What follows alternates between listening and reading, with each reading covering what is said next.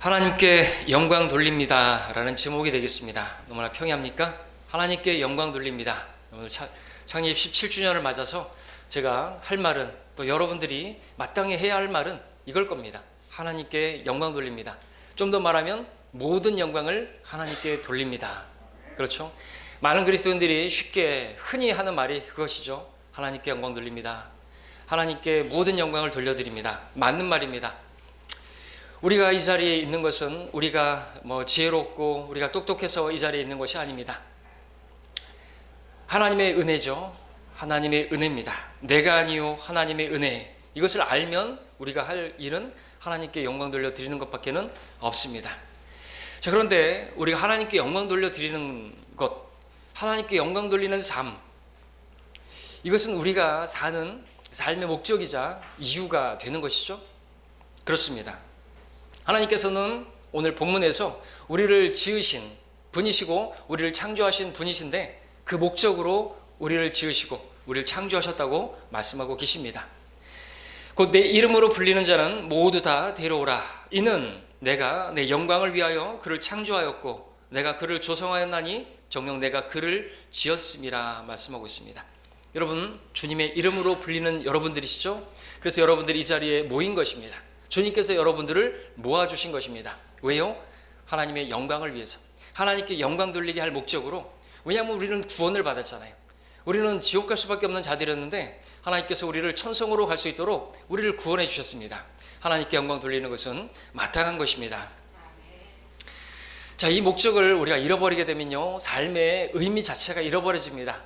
사람들은 자기가 하는 일에서 이 의미를 잃어버리게 되면, 그 의미를 발견하지 못하게 되면은, 나아가 자신이 존재하는 그 이유를 알지 못하게 되면 어떻게 되죠? 우울증에 걸리거나 심하게 되면 정신질환을 앓기도 합니다. 더 심하게 되면 자살까지 하게 되겠죠? 자살하는 사람들, 그들 나름의 이유가 있겠고 하겠지만 공통적인 특징은 살아야 할 이유가 없어진 것입니다. 존재의 이유를 잃어버렸기 때문이죠. 사람이 아무리 힘들고 괴롭고 고통스러워도 살아가야 할 어떤 이유가 있다면, 명분이 있다고 한다면 어떤 상황도, 그 힘든 고통도 이겨낼 수가 있습니다. 극단적인 선택을 하지 않을 수가 있습니다. 그러나 그 의미를 찾을 수 없을 때, 도저히 살아야 할 이유를 내가 발견하지 못할 때 사람들은 극단적인 선택을 하고 맙니다. 살아야 할 힘이 없는 거죠. 힘이 다 빠져버린 것입니다. 자, 그런데 그들의 이유가, 원인이 무엇입니까? 그런 선택을 하는, 하나님 말씀을 모르기 때문에 그렇습니다. 하나님을 모르기 때문에 그렇습니다.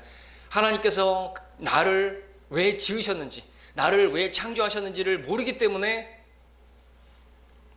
그런 일을 결국엔 당하게 되는 것이죠. 살면서 그런 일을 당하지 않을 사람 어디 있겠습니까? 어떤 어려운 시련을 당하지 않을 사람 어디 있겠습니까? 자, 근데 그리스도인들은 극단적인 선택을 하지 않습니다. 왜냐하면 살아야 할 이유가 분명하기 때문에 그렇죠. 살아도 주를 위하여, 죽어도 주를 위하여. 내게 사는 것이 그리스도니 죽는 것도 유익하다고 말할 수 있는 사람이 바로 그리스도인들인 것입니다. 하나님의 말씀은 사람이 존재해야 하는 이유가, 그 목적이 무엇인지 분명하게 말씀해주고 계십니다. 사람은 무엇 때문에 사는 것인가? 사람은 무엇으로 사는 것인가? 왜 사는가? 이에 대한 답을 누구에게 들어야 정확한 답을 들을 수가 있겠습니까? 당연히 나를 지으신, 우리를 지으신 분에게 들어야 되겠죠. 우리를 지으신 분께 나를 왜 지으셨는지, 무엇을 위해서 지으셨는지 물어야 하고, 그 말씀을 우리가 들을 때 우리는 우리 자신의 존재 이유를, 그 목적을 분명하게 발견할 수가 있습니다. 존재하는 이유뿐만 아니라 죽음 뒤에 어떤 일이 있을 것인가, 사람들은 궁금해하죠. 사람이 죽으면 어떻게 되는 것인가. 그것 때문에 많은 종교들이 생겨난 것입니다. 사람이 죽으면 어떻게 되는 것인가.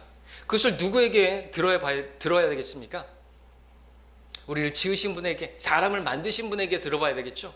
성경은 말씀하십니다. 한번 죽는 것은 사람들에게 정해진 것이고 그 뒤에는 끝이 아니라 죽음 뒤에는 심판이 있다고 말씀하고 계시는 것입니다. 각자가 자기가 이 땅에서 살았던 삶에 대해서 결산을 받아야 하는 심판의 자리가 있다고 말하는 거죠. 구원받지 않은 사람들은 그들의 죄에 따른, 그들이 살면서 지은 죄에 따른 심판을 받는다고 말씀하시고, 구원받은 우리들은 나를 구원하신 주님을 위해서 내가 어떻게 살았는지, 거기에 대해서 우리가 회개를 해야 된다고, 결산을 받아야 된다고 말씀하고 계시는 것입니다. 많은 종교들이 있습니다. 그리고 우리 신앙, 종교라고 말하기는 어렵지만 사람들이 만든 많은 종교들이 있고 사람을 만드신 분의 종교가 있습니다. 어떤 것이 옳을까요? 당연하죠. 너무나 쉽죠. 사람들이 만든 종교들은 다 가짜입니다. 사람을 만드신 분의 우리의 신앙은 진짜죠. 하나님께서 말씀하시는 것이 진짜입니다. 사람이 죽은 뒤에 어떻게 될 것인가? 사람이 죽기 전까지 무엇을 위해서 살아야 되는 것인가? 그 답은 성경에서 발견해야만 하는 것입니다. 그것이 정답인 것입니다. 오늘 본문은 우리를 창조하신 하나님께서 우리를 왜 창조하셨는지, 사람을 지으신 그분께서 우리를 왜 지으셨는지 분명하고 확실하게 말씀해 주고 계십니다. 그것은 무엇입니까? 내 영광을 위하여 라고 말씀하셨습니다. 우리는 하나님의 영광을 위해서 지음을 받은 것입니다. 모든 피조물들이, 모든 창조물들이 바로 하나님의 영광을 드러내고 있습니다. 하나님께서 지으신 그분의 솜씨를 드러내고 있다고 말씀하고 있습니다.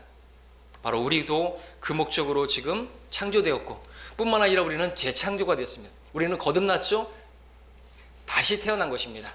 우리를 다시 창조하신 것은 바로 그 목적에 있는 것입니다.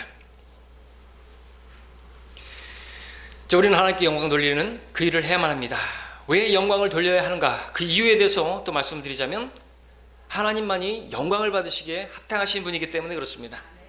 계시록 4장 1절에서 오 주여 주께서는 영광과 존귀와 권세를 받으시기에 합당하시니 라고 말하고 있습니다.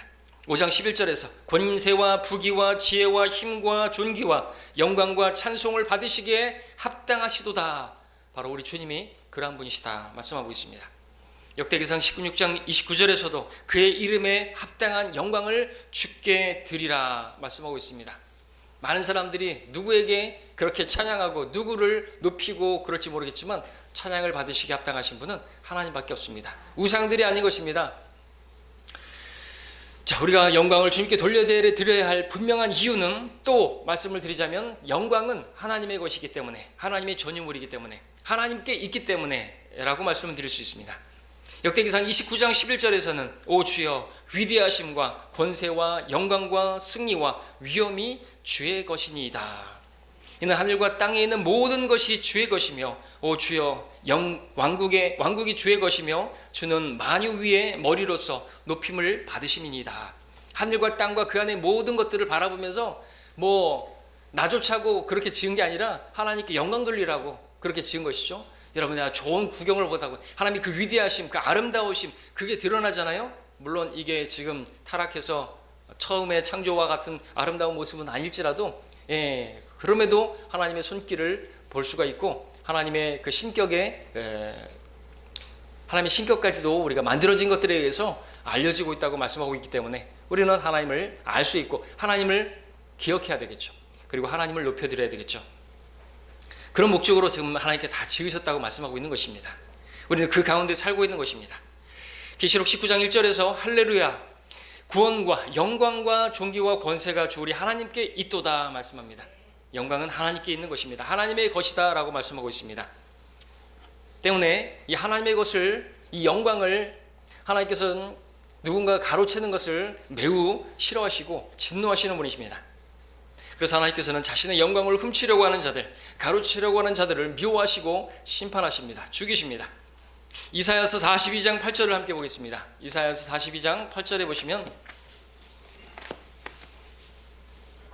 그 옆에 나는 주니 그것이 내 이름이라 나는 내 영광을 다른 자에게 내 찬양을 새긴 형상에게 주지 아니하리라 말씀하고 있습니다.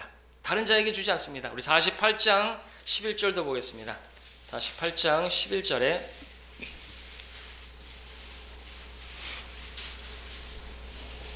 나 자신을 위하여 곧 나 자신을 위하여 그것을 행하리니 어찌 내 이름을 더럽히리요 내가 나의 영광을 다른 자에게 주지 아니하리라. 이렇게까지 말씀하실 수 있는 이유는 하나님께서 다 하셨기 때문에 그렇습니다. 그러니까 우리는 다른 누구에게 영광 돌리면 안 되는 것입니다. 나에게 영광 돌려서도 안 되는 것이고 헛된 우상에게 그렇게 영광을 돌려서도 절대로 안 되는 것이죠.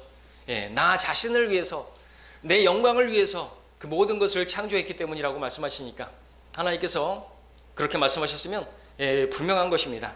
하나도 너무나 이기적이고 그러신 게 아닌 것이죠. 이런 이유로 하나님께서는요, 우상숭배를 그렇게 미워하시는 것이죠. 하나님 외에 다른 신들 앞에 그렇게 엎드리는 것을 아주 질투하시는 분이십니다.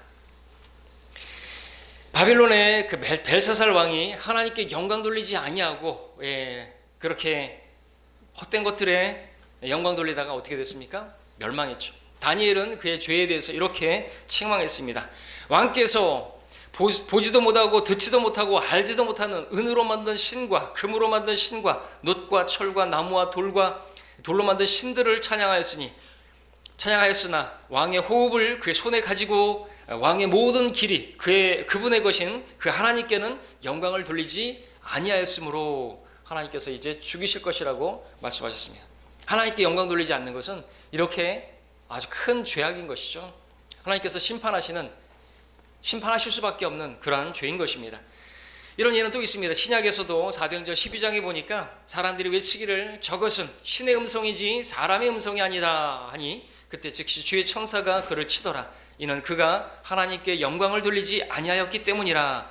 그리하여 벌레들이 그를 먹으니 그가 숨을 거두더라. 하나님께 영광 돌리지 않는 것이 얼마나 즉결 심판하시는 것을 보게 되는 거죠. 죽음에 해당하는 죄를 하나님께서 얼마나 진노하시는 죄인가를 보여주는 그런 말씀인 것입니다. 자, 우리는 하나님께 영광을 돌려야 됩니다. 합당한 영광을 돌려드려야 하는 것입니다.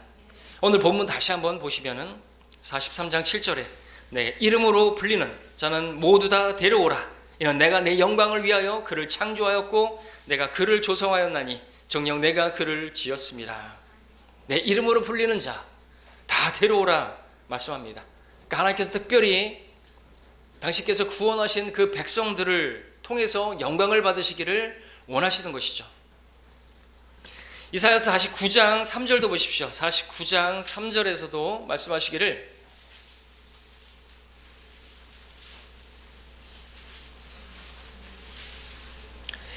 내게 말씀하시기를 오 이스라엘아 너는 나의 종이라 내 안에서 내가 영광을 받으리라 하셨습니다.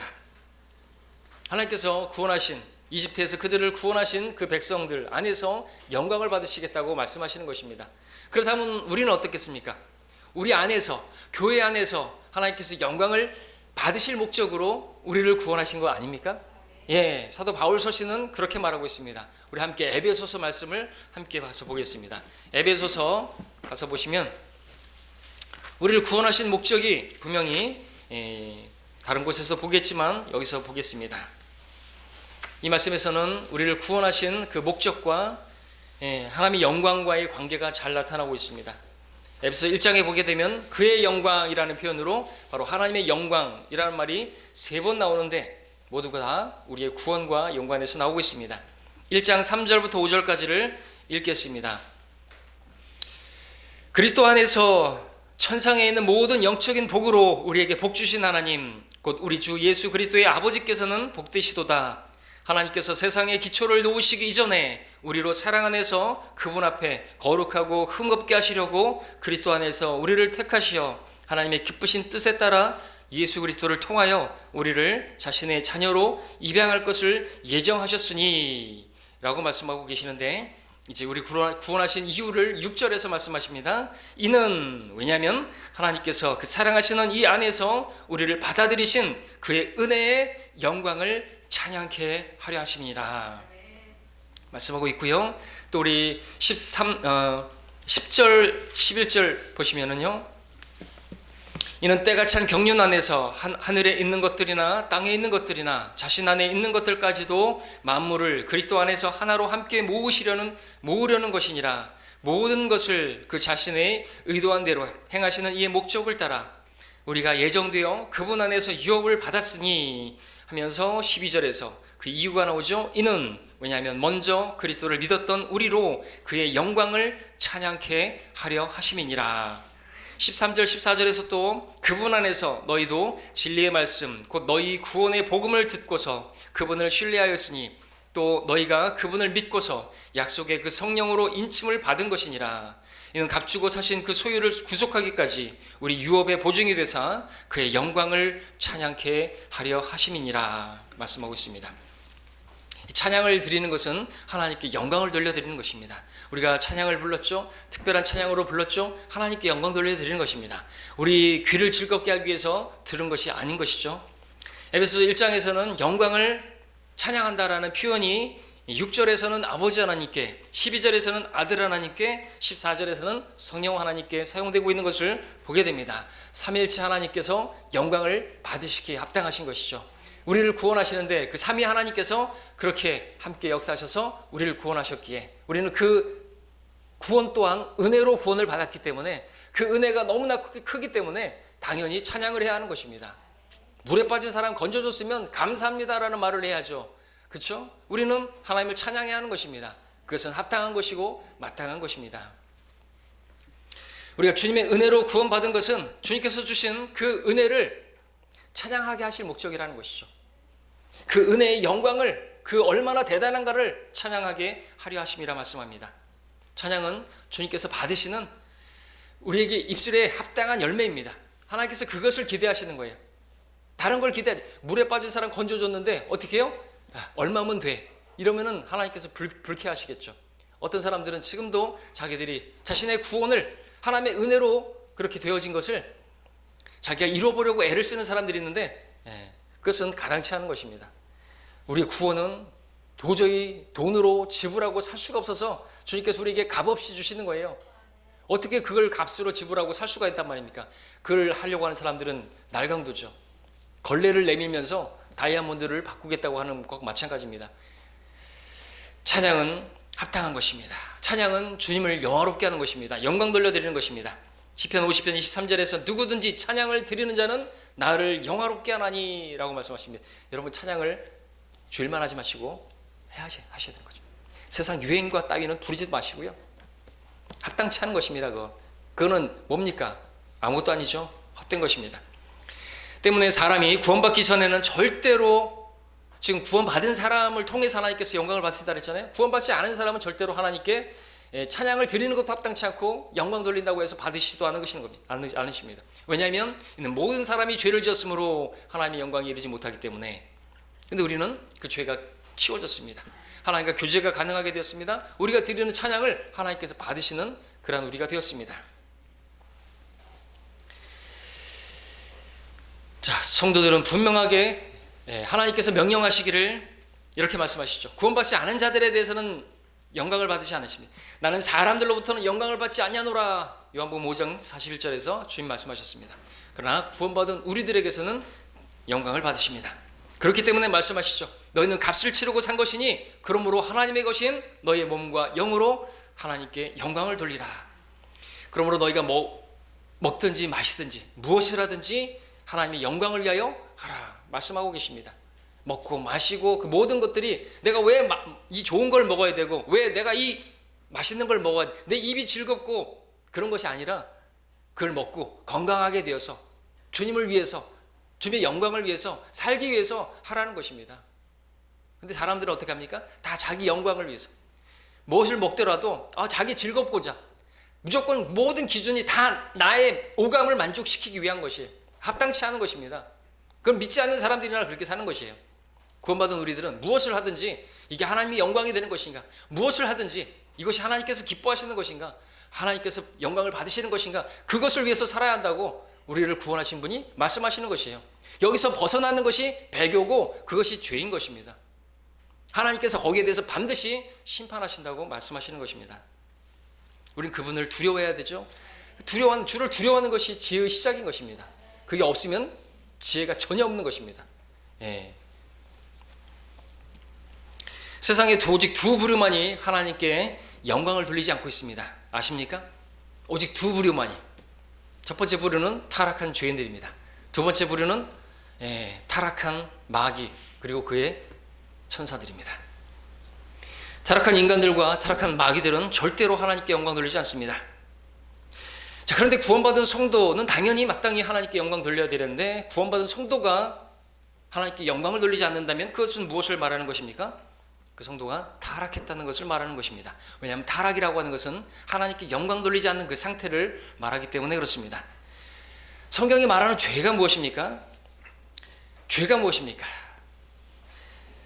하나님께 영광 돌리지 않는 것이 죄입니다. 타락이 시작할 때 제일 처음에 나타나는 증상이 뭔지 아십니까? 그것은 어떤 끔찍한 죄를 짓는 게 아니에요. 하나님께 감사치 않는 것, 하나님께 영광 돌리지 않는 것이 죄의 시작입니다. 로마서 1장에서 시작하는 말씀이 뭡니까? 이는 하나님을 알되 하나님께 합당한 영광을 돌리지 아니하고 감사치도 아니하며, 여기서부터 배교가 시작되는 것입니다. 하나님을 알아요. 근데 그분께 영광 돌리지 않고 감사치 않고 하나님께서 주시는 것들을 공급받으면서 비를 내려주시고 햇볕을 주시고 작물이 자라지 않으면 사람은 죽어요. 아무것도 아니에요. 인간은 비가 조금만 안 오면 먹을 게 없으면 죽는 게 인간이란 말이죠. 근데 그분께 감사치 않는 게 그게 배교예요. 영광을 돌리지 않는 것입니다. 우리는 그런 사람들이 되면 안 되겠죠? 그렇게 되면서 시작되는 게 상상들이 허망해지고 그들이 어리석은 마음 가운데 어두워졌기 때문이니 스스로 현명하다고 말하나 우둔하게 되었고 썩지 아니할 하나님의 영광을 썩어질 것들로 만들어버려서 돼지머리에다가 절하고 조상에게 죽어버린 조상에게 절하고 그러는 것이에요. 하나님께서 질투하죠. 그러니까 추석 때만 되면 이렇게 태풍을 부르셔가지고 사과 배 다 떨어뜨리시는 거 아닙니까? 자, 오늘날 세상에는 두 부류의 사람이 존재한다고 또 말씀을 드릴 수 있습니다. 한 부류는 하나님께 영광 돌려드리는 부류고, 한 부류는 자기에게 영광 돌리는 부류다, 이렇게 말할 수가 있습니다. 자, 이렇게 말씀을 드리면은 아닌 것 같은데요 라고 말하실 수 있을 것입니다. 하나님께 영광 돌려드리는 부류하고 자기에게 영광 돌려드리는 부류라고요? 아니죠. 우상을 섬기는 사람도 있잖아요. 우상에게 영광 돌리는 부류도 있지 않습니까? 라고 여러분들 말씀하실 수가 있을 것입니다. 그렇죠? 그런데요, 아셔야 될 것은 우상을 숭배하는 사람들은요, 사실은 자기의 영광을 위해서 우상을 숭배하는 것입니다. 그렇습니까? 성경은 그렇게 말하고 있습니다. 성경을 보니까 성경은 우상이 철저히 자기를 위해서 만들어진 것이라고, 자기 안에 그 탐심이 우상 숭배인데 그 탐심의 결정체가 우상이에요. 형상이에요. 신명기 9장 12절에서 주께서 내게 말씀하시기를 일어나서 속히 여기서 내려가라. 네가 이집트에서 데리고 나온 내 백성이 부패하였으니 이는 그들이 내가 그들에게 명령한 길에서 속히 벗어나서 자기들을 위해 부어 만든 형상들을 만들었느니라. 모세가 시내산에 올라갔을 때 그 세를 못 참고 이집트에서 그들을 구원해주신 분이 주님이신데 금송아지 만들어 놓고, 근데 뭐라고 말합니까? 자기들을 위해 형상을 만들었다고 말했습니다. 자기들을 위해서. 열왕기하 17장 16절에서는 그들이 그들의 하나님의 모든 계명들에서 떠나서 자기들을 위하여 주조한 형상들, 즉 두 송아지와 아세라를 만들고 하늘의 모든 군상들에게 경배하며 바알을 섬겼다 그랬습니다. 떠나서, 하나님을 떠나서 우상을 만들었는데 그것은 무엇을 위해서요? 자기를 위하여 주저왔다 만든 것이라고 말합니다. 호세아 13장 2절에서도 많이 있지만 이제 그들이 더욱더 죄를 짓고 자기들을 위하여 그들이 은으로 형상들을 부어 만들고 자기들의 고함대로 우상들을 만들었으니 모두가 장인들이 만든 것이라. 사람들이 만들어 놓은 것을 만들어 놓고 거기에 엎드리고 그러고 있는 것입니다. 목적은 자기들을 위해서. 우상 숭배자는 그래서 뭡니까? 자기의 영광을 위해서 그렇게 사는 자들인 것입니다.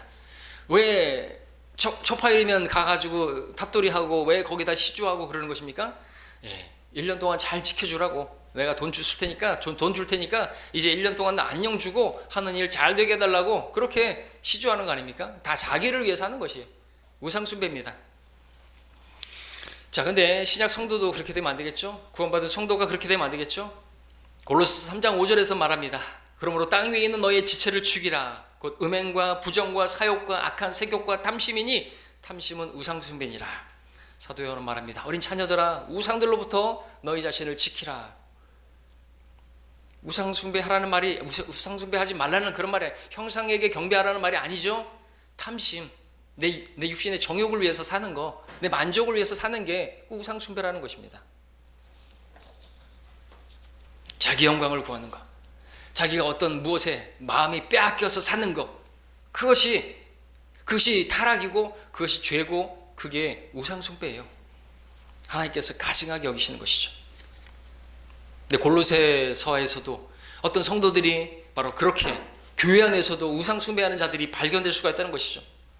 오늘날도 마찬가지입니다. 교회 안에서 오늘 지금도 지금 예배를 드리는 많은 사람들이 있겠지만 우상 숭배자들이 많이 있어요. 하나님 이름만 갖다 붙였지 우상 숭배자들이에요. 어떤 사람들이 그렇습니까? 자기의 영화를 위해서, 자기 어떤 무엇을 위해서, 이익을 위해서, 이익이 경건이라 생각하는 사람들, 하나님께서 나에게 뭘 주시기를 바라서, 내가 예배를 드려주면 하나님께서 나에게 뭘 달라고, 내가 이렇게 예배 드려주니까 나에게 뭘 해주시라고, 이번에 사업에 뭐 이렇게 해주시고, 건강 주시고, 영혼이 잘됨 같이, 범사가 잘 되고 강건하게 되기를 그렇게 바라고 그렇게 예배를 드린다? 그 합당치가 않은 것이죠. 그 뭡니까? 그게 우상 숭배인 것입니다. 사업의 안녕을 위해서, 뭐 어떤 취직을 위해서, 자녀의 안녕을 위해서, 가정의 화평을 위해서 하나님을 섬긴다. 다 뭡니까? 우상 숭배예요. 여러분들 지금 이 자리에 왜 와 있습니까? 뭘 노리고 오신 거 아니죠? 뭘 바라고 오신 거 아니죠? 내가 이렇게 예배 드리면 하나님께서 날 뭘 해주실 것을 기대하고, 아니면은 예배 안 드리면 다리 몽둥이 부러질까 봐 나오신 거 아니죠? 그건 합당치가 않은 것입니다. 나를 구원해 주셨기 때문에 감사를 드리기 위해서, 하나님께 영광 돌려드리기 위해서, 그리고 하나님의 뜻이 무엇인가, 나를 구원하신 목적이 무엇인가 영광 돌리는 것이라고 말하는데, 그 삶을 살게 하시려고 오늘 우리에게 불러 모아 주셨고 오늘 말씀을 또 주시는 것입니다. 왜? 자꾸만 잊어버리니까, 자꾸만 내 영광을 위해 살고 내 요감을 위해서, 만족을 위해서 살고, 그러니까 다시 한번 마음을 새롭게 하고 이 세상과 일치하지 아니하고 이 세상의 풍조를 따르지 아니할 수 있도록 그렇게 말씀을 주고 계시는 거죠. 말씀의 물로 우리는 씻어야 되는 것입니다. 최소한 일주일에 한 번씩 말이죠. 왜냐하면 우리는 언제든지 우리도 그 이스라엘처럼 하나님의 말씀에서 벗어나서 그렇게 헛되게 우상 숭배하는, 그 나를 위해서, 내 탐심을 위해서 살아가는 그런 존재가 될 수 있기 때문에 말이죠. 그들은 누굽니까? 교회 안에 그들은 우상 숭배자들입니다. 그들의 하나님은 자기들의 배입니다. 그들의 종말은 파멸이며 그들의 하나님은 자기들의 배요, 그들의 영광은 자기들의 수치 속에 들어있고, 그들은 땅의 것들을 생각하느니라. 이 땅에서 어떻게 하면 잘 될까? 그런 사람들, 자기들의 영광을 구하는, 그들의 하나님은 배입니다. 배. 잘 먹고 잘 살기 위해서 하나님께 영광 돌려드려야 할 인간이 자신의 영광을 구하는 것이 얼마나 가당치 않은 일인 것입니까? 여러분, 지옥에 가는 사람들의 공통점이 뭔지 아십니까? 이사야서 말씀 보겠습니다. 지옥 가는 사람들의 공통적인 특징, 이사야서 5장에 보면, 이사야서 5장 14절입니다.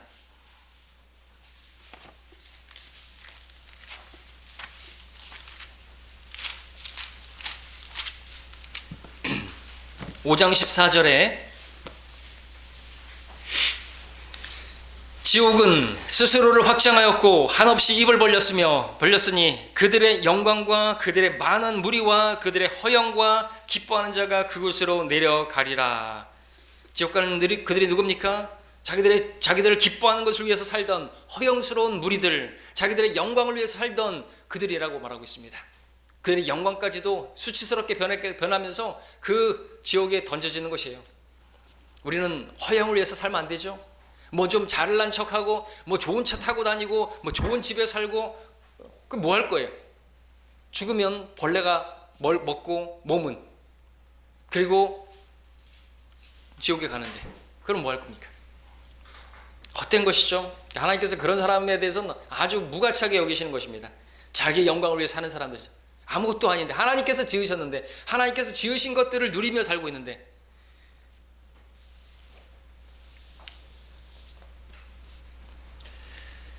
자, 구원받은 성도가 이 땅을 사는 목적, 하나님의 영광을 위하여입니다. 죄는 타겟에서 벗어나는 것이라고 했죠. 관역에서 벗어나는 건 죄라 그랬죠. 하나님의 영광을 위해서 사는 것에서 벗어나는 게 죄예요. 하나님께 영광 돌리지 않는다면 그의 존재의 가치는 아무것도 아닌 것입니다. 하나님께서 헛것보다도 가볍게 여긴, 우상 숭배하는 자들에 대해서 말씀하시기를 헛것보다 가볍다고 하셨으면 이건 존재의 이유가 없는 거예요. 존재의 가치가 전혀 없는 것입니다. 나를 위해서 사는 것, 구원받은 성도가 하나님을 알되 그분께 합당한 영광을 돌리지 않는다? 이거는 더더욱 배은망덕한 것이죠. 그래서 이 땅에서 뭐 더 누리고 이 땅의 자원들을 아무리 더 가지면 뭐 할 겁니까? 인생은 70이고 강건하면 80이고 다 돼가지고 뭐 누리려고 해도 뭐 즐거워요? 자, 그렇다면 여러분들은 어떻습니까? 하나님께 영광 돌리는 삶을 살고 계십니까?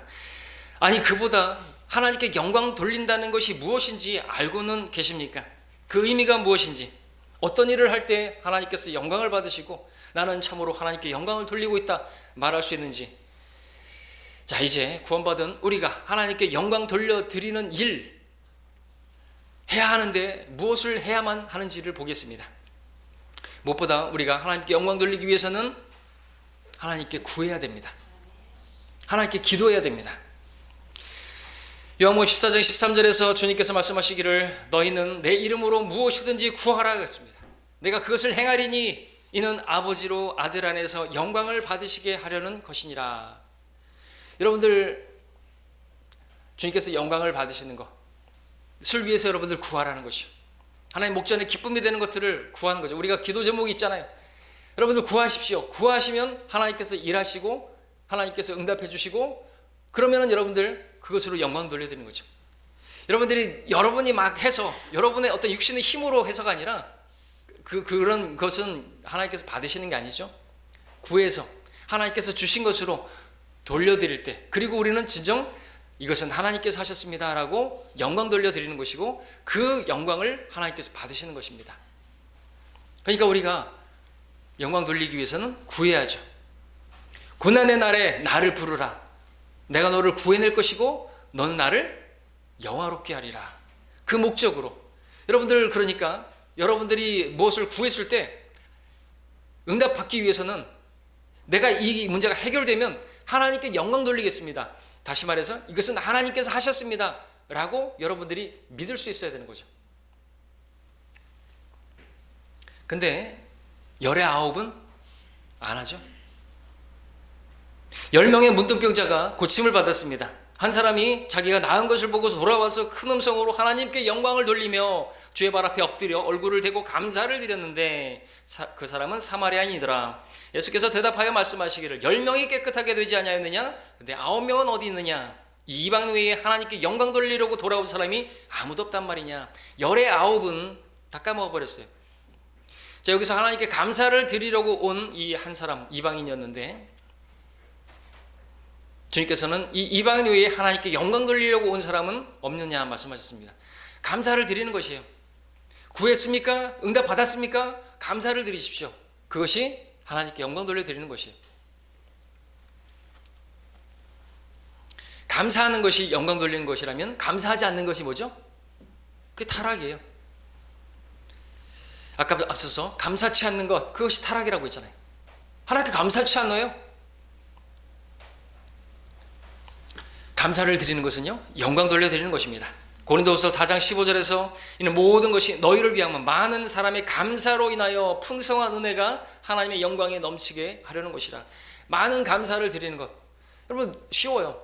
여러분이 찬양을 통해서 감사를 드리는 것도, 그죠? 기도를 통해서 감사를 드리는 것, 먹을 것을 놓고 하나님께 감사 기도 드리는 것, 여러분 하나님께서 영광을 받으시는 것입니다. 어려운 게 아니죠. 밥 먹을 때 그냥 먹지 마시고 감사 기도 드리십시오. 여러분들이 아무리 수고해서 월급을 타서 그것을 얻었다 할지라도 하나님께서 그 비를 안 내려주시고 햇볕을 주시지 않으시면, 그리고 하나님께서 태풍 일으키지 않으시면, 그죠? 그렇게 일으키시면 못 먹어요. 우리는 감사해야 되죠. 작은 것 하나에서부터 감사드려야 하는 것입니다. 참새 한 마리 떨어지는 것도 하나님 허락지 않으시면 안 되는데, 내가 지금 숨을 쉬고 있고 여러분들 제가 걸어 다닐 수 있고, 여러분들 감사하셔야 되는 것입니다. 기적이 일어나고 있어요. 우리는 최근에 정말 어려운 일을 당하시는 분들을 제가 이렇게 지금 상담도 하고 했는데, 정말 여러분들 저는 감사하더라고요. 너무나 감사해요. 잘난 것도 없는 제가. 하나님께서 또 교회 안에서 영광을 받으십니다. 에베소서 3장 21절에서 그리스도 예수를 통하여 교회 안에서 그분께 영광이 모든 시대들 곧 끝없는 세상에 걸쳐 있을지어다. 교회 안에서. 데살로니가 후서 1장 12절에서는 우리 하나님과 주 예수 그리스도의 은혜를 따라 우리 주 예수 그리스도의 이름이 너희 가운데서 영광을 받으시고 너희도 그 안에서 영광을 받게 하려 함이니라. 너희 가운데서, 교회 안에서 여러분들이 이렇게 주님의 이름으로 모여서 찬양을 드리고 하나님의 말씀을 듣고 이 자리에서 영광을 받으신다고 말씀하시는 것입니다. 그리고 여러분들이 또 이렇게 하나님의 말씀을 받으시고 나를 구원하신 주님, 그분을 내가 다른 사람들에게 또 전해야 되겠다, 그런 마음 가지고 여러분이 나가서 복음을 증거하고 그것을 하나님께서 영광 받으시고, 또 그러다가 고난을 당하더라도 하나님께서 그 고난 받는 일을 통해서 영광을 받으십니다. 그러나 만일 너희가 그리스도인으로서 고난을 당하면 부끄러워하지 말고 오히려 그 일로 인하여 하나님께 영광을 돌리라. 복음 전하는 일을 부끄럽게 여기지 마시고, 나아가 복음 전하다가 부끄러움을 당하더라도 그걸 부끄럽게 여기지 마시고, 그것이 하나님 편에서는 영광을 받으신다고 말씀하고 있는 것입니다. 그렇게 부끄러움을 당하는데도 불구하고, 그렇게 매를 맞는데도 불구하고 복음을 전합니다. 그렇게 또 전할 수 있어야 되겠죠. 내가 받은 구원이 그렇게 좋은 거라면서요. 그날이 귀하고 귀하다면서요. 말로 다 할 수 없는 그 은혜라면서요. 그걸 전해야죠. 전하다가 뭐 맞으면 어때요? 그 사람이 지옥 가는데 전해야죠. 부끄러워하지 마시고. 그러면요, 하나님께서 영광을 받으시고요. 여러분이 당하는 그 고난은요, 고난으로 끝나지 않고 하나님이 영광 받으실 뿐만 아니라 피할 수 없는 영광의 비중을 이뤄가게 해주신다는 거예요. 고난이 없으면 영광도 없대요. 여러분이 그 고난을 통해서 하나님께 영광을 돌려드리는 것이고, 그렇게 영광을 돌려드린 여러분들에게 다시 영광으로 갚아주신다는 것입니다. 이거 얼마나 수지 맞는 장사입니까? 마땅히 해야 하는 일을 했는데도 불구하고 하나님께서 영광으로 갚아주신다는데, 믿음이 없으면 하나님을 기쁘시게 할 수 없겠죠? 복음을 전하지 않겠죠?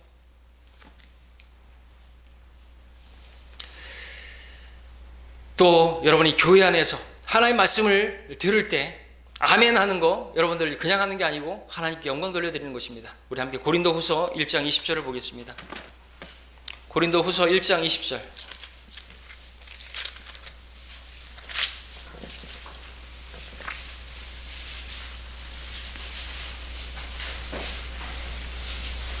(19절) 20절 읽겠습니다. 고린도후서 1장 19절 20절. 우리 즉 나와 실로아노와 디모데가 너희 가운데서 전파한 하나님의 아들 예수 그리스도는 예와 아니오가 아니라 그분 안에는 예만 있었느니라.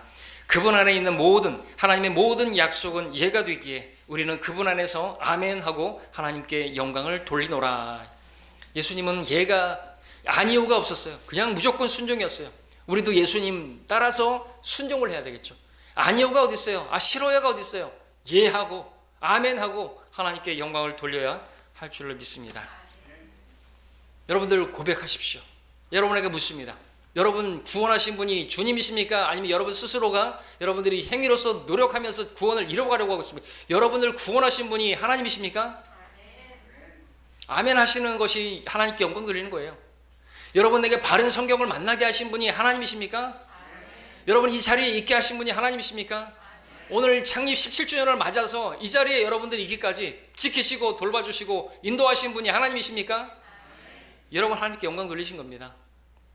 그걸 인정하는 그 믿음 가운데 고백하는 것이 아닙니까? 그러면 여러분 하나님의 영광을 돌리지 않은 것이고, 여러분들은 내가 잘나서 내가 똑똑해갖고 내가 열심히 찾아가지고 내가 만나게 된 것이요, 이렇게 하는 것이죠.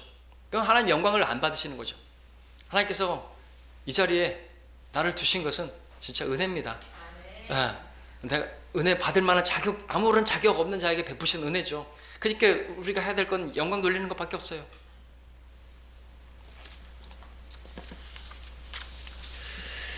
정말로 그렇습니다.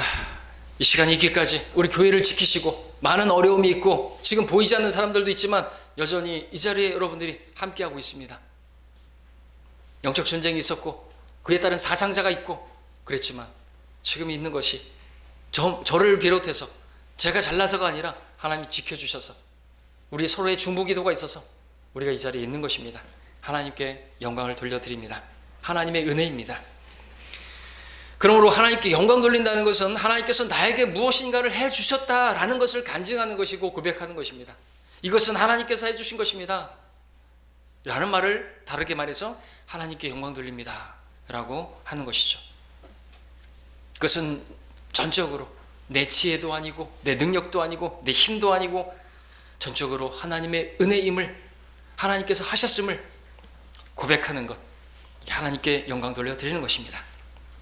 시편 기자는 이런 말을 했습니다. 시편 115편 1절에서 영광을 우리에게 돌리지 마소서. 오 주여, 우리에게 돌리지 마시고 주의 자비와 주의 진리를 위하여 주의 이름에 돌리소서. 우리에게 돌릴 거 없다 이거죠. 주님께서 받으시라고. 전적으로 모든 것이 주님의 은혜요 자비라는 것을 고백하고 있는 것입니다. 바울이 이것을 고백했죠. 하나님의 은혜로 지금의 내가 되었고 내게 주신 그분의 은혜가 헛되지 아니하여 내가 다른 사람들보다 더 많이 수고하였으나 그것은 내가 아니요 하나님의 은혜로다. 이 고백이 뭡니까? 하나님께 온전히 영광을 돌려드리는 고백인 것이죠.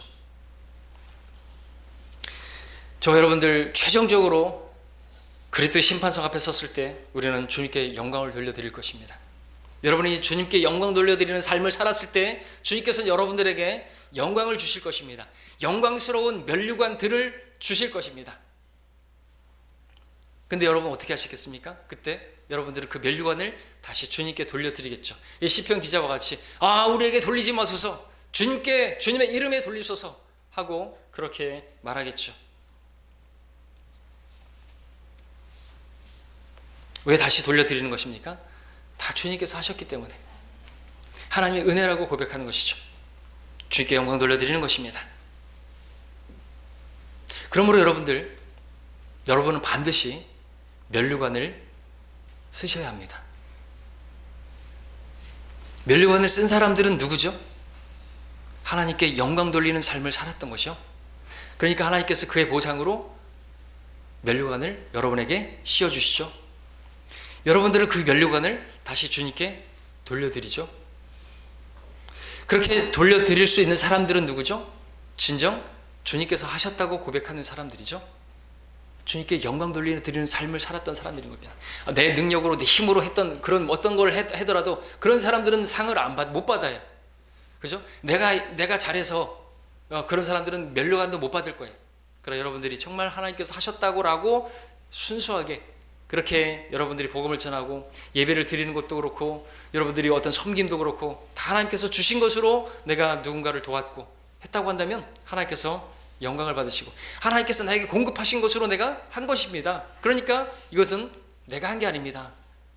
은혜입니다. 영광 돌립니다. 그런 성도들의 섬김, 그런 성도들에게 면류관이 쓰여지고 그러므로 여러분들은 그 면류관을 쓰셔야만 하고 여러분 그날에 가서 반드시 하나님께 또 영광을 돌려드릴 것입니다. 여러분이 면류관을 쓰지 못했다. 그럼 하나님께 영광 돌려드리지 못하는 거예요.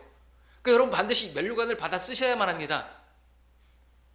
받아 쓴 사람들만이 영광 돌려드리는 삶을 살았던 것이고 그날에도 영광을 돌려드리는 것입니다. 그러니까 합당하게 섬겨야 되겠죠. 우상숭배적으로 섬기면 안 되겠죠.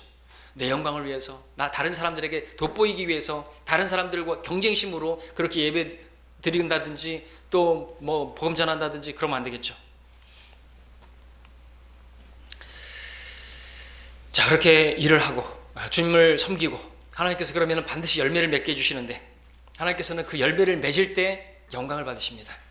요한복음 15장 8절에서 너희가 많은 열매들을 맺는 일로 내 아버지께서 영화롭게 되실 것이요 너희는 내 제자가 되리라. 빌립보서 1장 12절에서도 예수 그리스도를 통하여 얻는 의의 열매들로 가득 차서 하나님께 영광과 찬양이 되기를 바라노라. 하나님께서는 여러분들에게 열매를 바라십니다. 열매 맺기를 바라십니다. 성령의 열매를, 구령의 열매를 맺기를 바라십니다. 변화되어지길 바라십니다. 여러분들이 누군가에게 사랑으로 복음을 전하기를 바라십니다. 그런 열매를 주십니다. 그런 열매를 통해서 영광을 받으십니다. 입술로만 그냥 이렇게 하는 그 찬양이나 이런 것은 받지 않으시는 거예요. 영광을 받으시려면 하나님께서 주신 열매들이 있어야 되는 거예요. 해야죠. 이 열매 맺은 일 바탕으로 그리스도의 심판석에서 면류관을 씌워주십니다. 우리는 그때 다시 돌려드리겠지만 주님께서는 다시 씌워줄 것이고 그 면류관을 받은 성도들이 왕처럼 통치하게 되는 것이에요. 5년간 통치하다가 감옥 가는 그런 통치 말고요. 영원한 통치를 누리게 되는 거죠. 우리가 주와 함께 영원히 통치하리라 말씀하고 있습니다. 주께서 궁극적으로 여러분에게 주시고자 하는 것이 이것이에요. 왜 영광을 돌리는 삶을 살라고 하시는 줄 아십니까? 여러분에게 장차 영원한 영광을 주시기 위해서 그렇게 살라고 말씀하시는 것이에요. 여러분을 위해서.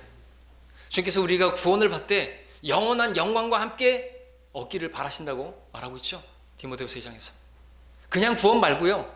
여러분들 그날에 수치스럽게 되는 그런 구원도 있는 것이에요.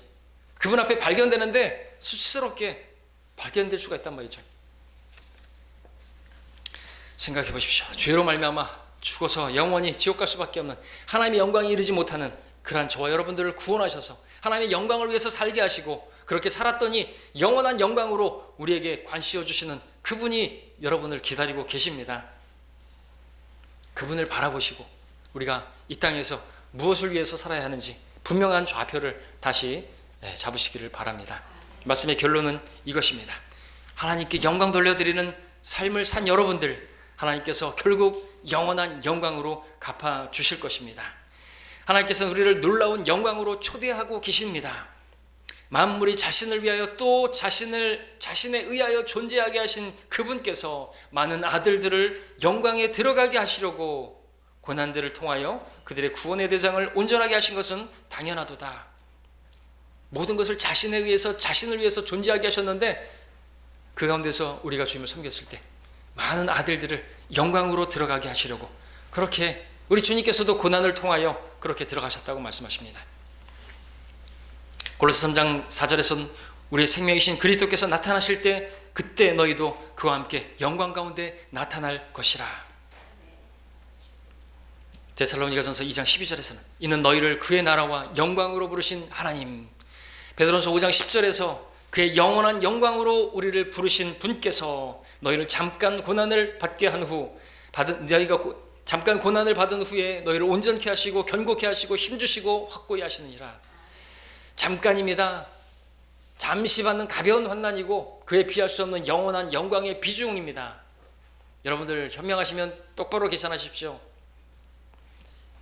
100년도 못 사는 이 짧은 생에서 여러분의 육체를 위해서 오감을 만족하기 위해서 사는 거 헛된 것입니다. 하나님께서는 예수 그리스도를 믿는 사람들을 하나님의 아들들로 삼아주시고 그들을 영원한 영광으로 그렇게 들어가게 하시려고 여러분에게 말씀하십니다. 나에게 영광을 돌리라.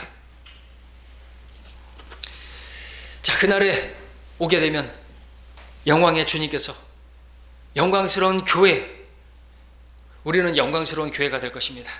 우리의 천한 몸은 영광스러운 몸으로 변모가 될 것입니다. 하나님의 영광에 동참하는 자들이 될 것입니다. 나도 장로된 자요 그리스도의 고난의 증인이요 또한 장차 나타나게 될 영광에 동참하게 될 자라. 고난의 증인이고 장차 나타나게 될 영광의 동참자라. 고난과 영광은 같이 나오고 있습니다. 하나님의 영광에 동참하는 그날이 우리에게 있습니다. 그날이 실제 이루어지는 날 얼마나 놀랍겠습니까? 그 감격이. 하나님께서는 우리를 위해서 황금길을 예비해 두셨습니다. 이 땅의 아파트와는 비교할 수 없는 저택을, 새 예루살렘을 마련해 주셨습니다. 우리의 이 천한 몸과는 비교할 수 없는 영원한 몸, 영광스러운 몸을 예비해 주셨습니다. 주실 겁니다. 그때가 되면 여러분들 집 문제 걱정할 거 없고 건강 문제 걱정할 거 없고 약 먹을 필요 없고 병원 갈 필요가 없습니다. 우리가 누리게 될 영광은 그야말로 영원한 영광이 될 것입니다. 그 영광으로 가득 찬 그 주님 앞에서 우리는 그분과 영원히 살게 될 것입니다. 그 영광에 동참하게 될 때 우리는 모두가 계시록에 나오는 24 장로와 같이 주님 앞에 면류관을 벗어드리며 이렇게 고백할 것입니다. 오 주여, 주께서는 영광과 존귀와 권세를 받으시기에 합당하시니 이는 주께서 만물을 창조하셨고 만물이 주의 뜻대로 있으며 또 창조되었기 때문이라. 그렇게 여러분들도 창조되었고 지음받았다면 그분께 영광을, 존귀를 돌려드리기를 바랍니다.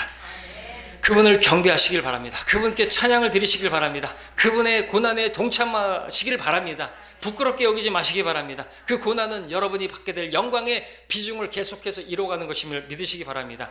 그러면 주님께서 여러분을 영원한 영광의 동참자로 받아주실 것입니다. 여러분 머리에 영광스러운 면류관을 씌워주실 것입니다. 이것이 오늘 여러분들에게 주시는 하나님 말씀인 것입니다. 기도하겠습니다.